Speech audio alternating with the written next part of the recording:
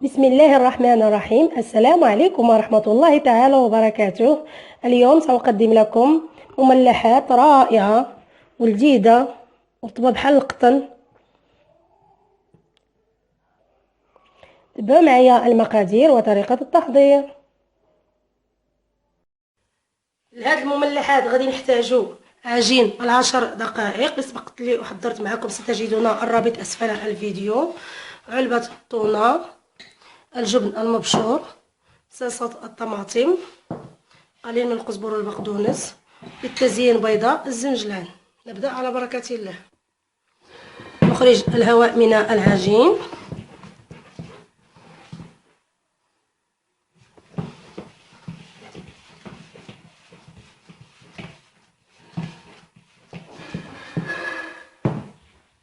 نرش مائدة العمل بالعجين بالدقيق عفوا.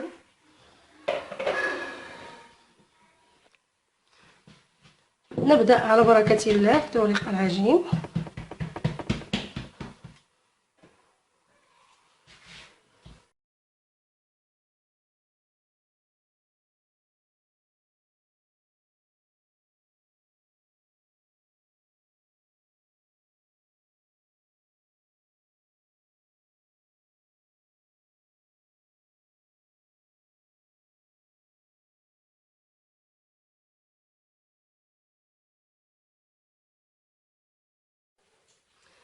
بعد توريق العجين ما نرقوهاش بزاف، نخلوها على هذا الشكل.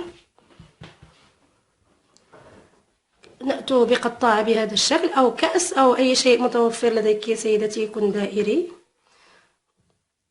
نقوم بقطع العجين تكون في هذا الشكل.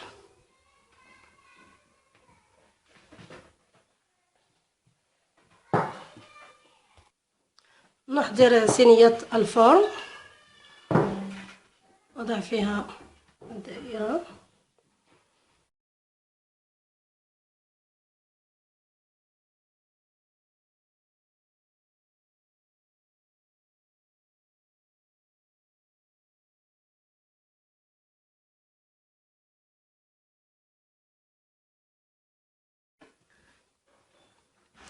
نضع الثقب في الوسط بهذه الطريقة هكذا.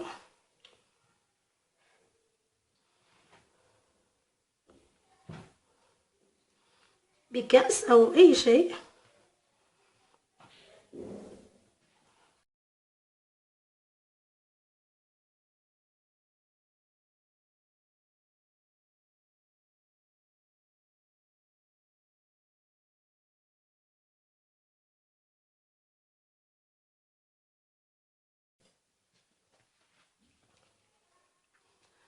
نقوم بدهنها من الجوانب بصفار البيض.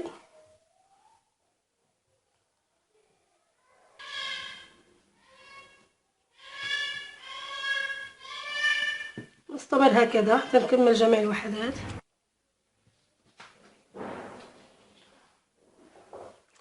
نضع صلصة الطماطم،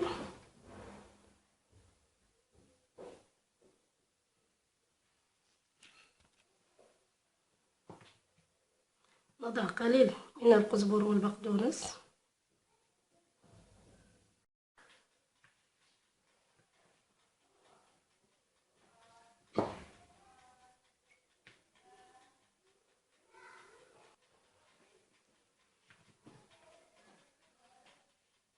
ثم نضع الجبن،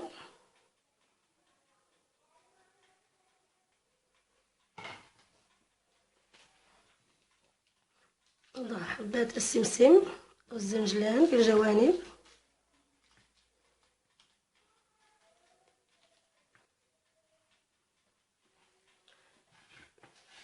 ندخلهم إلى الفرن على درجة الحرارة 180 درجة لمدة نصف ساعة. هذا هو الشكل النهائي المملحات ديالنا بمذاق البيتزا. كيجيو رائعين ولذاذ بزاف، كيحبوهم الاطفال والكبار ايضا. كنتمنى تجربوهم وما تنساوش الاشتراك معي في القناه ليصلكم مني الجديد. والسلام عليكم ورحمه الله تعالى وبركاته. ما تنساوش تعملوا جيم وتبارطاجيو وتخليو لي التعليقات ديالكم. وشكرا.